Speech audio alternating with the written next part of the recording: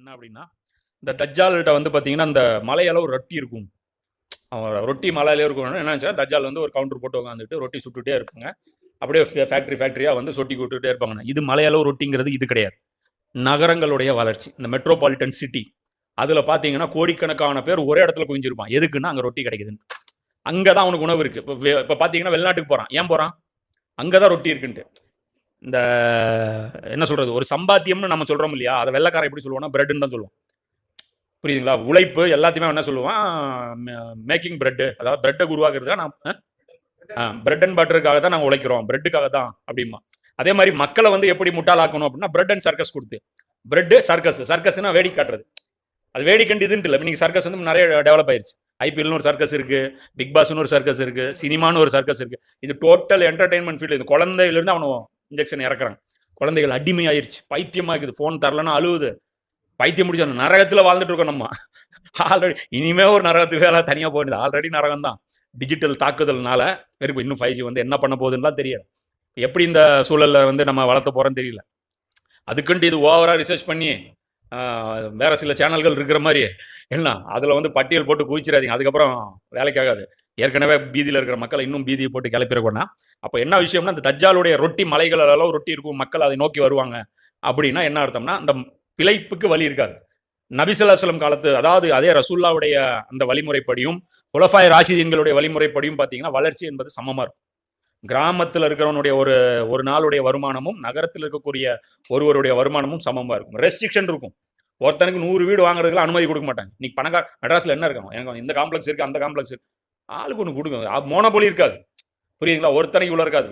தங்கறதுக்கு ஒரு வீடு உனக்கு, ஒரு வீடு இன்னொருத்தனுக்கு, அவ்வளவுதான். வீடு யாருக்கு பொறுப்பெடுத்துக்குவோம்? கவர்மெண்ட் பொறுப்பெடுத்துக்கும். ஃப்ரீயா வீடு கட்டி கொடுக்கும், ஃப்ரீயா இது பண்ணி கொடுக்கும். வடகொரியா நார்த் கொரியா வந்து ரொம்ப திட்டுறாங்க. இப்போ நார்த் கொரியாவில் ஒரு வீலாக் பார்த்தேன். யூடியூப்ல ஒரு வீலாக் போட்டிருந்தாங்க. ஒரு இந்தி ஆள் ஒருத்தர், இந்தியாக்காரர், அவர் போறாரு வடகொரியாவுக்கு. அங்கே பார்த்தா வீடு கவர்மெண்ட் கட்டி கொடுக்குது ஃப்ரீயா. அவன் சர்வாதிகாரி அது இதுங்கிறாங்க. 15 பைசா 16 பைசால அவன் வந்து மெட்ரோ ட்ரெயின் அவ்வளோதான் சார்ஜ். அப்புறம் வெறும் ஒரு 5 ரூபாய் 10 ரூபாய் இருந்தா ஒரு மாசத்துக்கான இது வாங்கிக்கிறாங்க. ஒரு மாசத்துக்கான ஃபுட் வாங்கிட்டு வராங்க. ஆனால் உள்ள கேமரா எடுத்துட்டு போகக்கூடாதுன்ட்டாங்க. ஆனால் வெளியே வாங்கும்போது இவ்வளோ பெரிய பை எடுத்துட்டு வந்தா அப்படி அங்கே உள்ள போய் கேமரா எடுத்து விலைவாசி எவ்வளோ இருக்குன்ட்டு வெளியே எடுத்து போடக்கூடாது. இங்கே என்ன விலைவாசி இருக்குன்னு வெளியே எடுத்து போடக்கூடாது. கேமரா வந்து சூப்பர் மார்க்கெட்டுக்குள்ள நாட் அலோட். சேனல் பார்த்தீங்கன்னா 5 சேனல் 4 சேனல் தான். கவர்மெண்ட் கொடுக்குற சேனல் தான். வேற எதுவுமே நீங்கள் பார்க்கக்கூடாது. அவங்களுக்கு வந்து கோவிட் வந்ததே தெரியாது. அவங்களுக்கு வந்து 2ஆம் மலை 3ஆம் மலை 4ஆம் மலை அதெல்லாம் எதுவுமே தெரியாது. அவங்க பாட்டுக்கு அப்படி வாழ்ந்துட்டு இருக்காங்க. ஸோ அந்த மாதிரிலாம் இருக்குன்னு சொல்கிறேன். இப்போ இன்னைக்கு நம்ம அந்த ரொட்டி அப்படின்னு ரசூலா எதை மீன் பண்ணுறாங்கன்னா, மலை அளவு ரொட்டி. அதுக்குன்னு தஜ்ஜாலுடைய ரொட்டி போய் சாப்பிட்டோமே அதனால நம்ம நரகவாசியான்னு கேட்டால் அதெல்லாம் கிடையாது. மனித வாழ்க்கை சிரமமாயிரும். தஜ்ஜால் அந்த அளவுக்கு வந்து ஒரு ஏற்றத்தாழ்வு ஏற்படுத்திடுவான். இன்னைக்கு வந்து அதெல்லாம் யாருக்கு வந்து அந்த குற்றம் வரும் பார்த்தீங்கன்னா, அந்த ஆட்சியாளர்களுக்கு குற்றம்.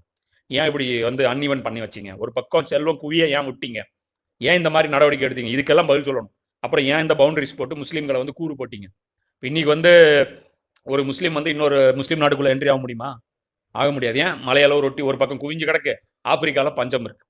இங்க சவுதி அரேபியாவில் மலையளவு ரொட்டி குவிஞ்சு கிடக்கு. எல்லாரும் வராங்க. நீ பணக்காரனுக்கு சவுதி அரேபியாவில் என்ட்ரி இருக்கு, சிறப்பு விசா இருக்கு, எல்லாமே இருக்கு. ஆனால் ஏழைக்கு இல்லை. ஒரு பணக்காரன் நினைச்சா உலகத்தில் எந்த நாட்டில் வேணாலும் குடியுரிமை வாங்கலாம். காசு தான் குடியுரிமையை தீர்மானிக்குது. அவ்வளோ இன்வெஸ்ட்மெண்ட் நீங்கள் பண்ணிட்டீங்கன்னா, இங்கிலாண்டில் குடியுரிமை இப்போ மலையெல்லாம் போய் எதுக்காக போய் உட்காந்துருக்காங்க? அவ்வளோ இன்வெஸ்ட்மெண்ட் அங்கே பண்ணியிருக்காங்க. அது மாதிரி டக்குன்னு வர்றது அங்கே தான் ஓடுவாங்க. ஆல்ரெடி இன்வெஸ்ட்மெண்ட் அங்கே பேக்கப்பில் பண்ணி வச்சிருப்பாங்க. மஹிந்த ராஜபக்சேவா இருக்கட்டும், இவராக இருக்கட்டும், எவராக இருக்கட்டும், டக்குன்னு ஓடுறது எங்கே ஓடுவாங்க? போயிட்டு பிரச்சனைன்னு வந்துச்சுன்னா எல்லாத்தையும் கழட்டி விட்டு அங்கே போய் ஓடி போய் உட்காந்துக்குவாங்க. இது மாதிரி ஒரு ஏற்றத்தாழ்வு இருக்கு பாருங்க. இதை உருவாக்குனது யாருன்னா தஜ்ஜால் தான். அப்போ இந்த இந்த கட்டமைப்பு இது வந்து மிகப்பெரிய ஒரு கட்டமைப்பு. இந்த கட்டமைப்பு அல்லாஹ் இப்போ என்ன பண்றான் அப்படின்னு பார்த்தீங்கன்னா, இது முடிவுக்கு வரும். இதுக்கு அடுத்தது ஒரு அல்லாஹ் வந்து ஒரு சீர்திருத்தத்தை கொண்டு வருவான். மனித குலம் மறுபடியும் இன்னொரு டிரான்ஸ்ஃபர்மேஷனை எடுக்கும். அப்போ இதை பொறுத்த வரைக்கும் நம்ம எப்படி புரிஞ்சு அதுக்காக தான் சொன்னோம் அந்த சீக்வன்ஸ். பைத்துல் முகத்தஸின் எழுச்சி எஸ்ரிபின் வீழ்ச்சிக்கான நேரமாகும். எஸ்ரிபின் வீழ்ச்சிக்கு பிறகு மல்ஹமா ஏற்படும். இப்போ நம்ம இருக்கிற ஸ்டேஜ் எது? மல்ஹமா உடைய ஸ்டார்டிங்ல நின்றுட்டு இருக்கும். மல்ஹமாவிற்கு பிறகு கான்ஸ்டான்டினோப்பிளின் வெற்றி நடக்கும். இது இமாம் மஹதி வந்து கான்ஸ்டான்டினோப்பிள ஜெயிப்பாங்க. அதற்கப்புறம் கான்ஸ்டான்டினோப்பிளின் வெற்றிக்கு பிறகு தஜ்ஜாலுன் வெளிப்படுதல் இருக்கும். தஜ்ஜால் இப்பதான் வரும். அதுக்கு முன்னாடி தஜ்ஜாலுடைய ஃபித்னா ஆல்ரெடி முடிஞ்சு போச்சு. முஆத் பின் ஜபல் ரலியல்லாஹு அன்ஹு அவங்கள வந்து தட்டி ரசூலா சொல்றாங்க, நீ இங்கே நின்று இருப்பது எவ்வளவு உண்மையோ இவை அனைத்தும் நடப்பது அந்த அளவுக்கு உண்மையாக நடந்தே தீரும் அப்படின்னு சொல்றாங்க. இது அபூதாவுதுல 4294, அஹமதுல 1247 ஹதீஸ்.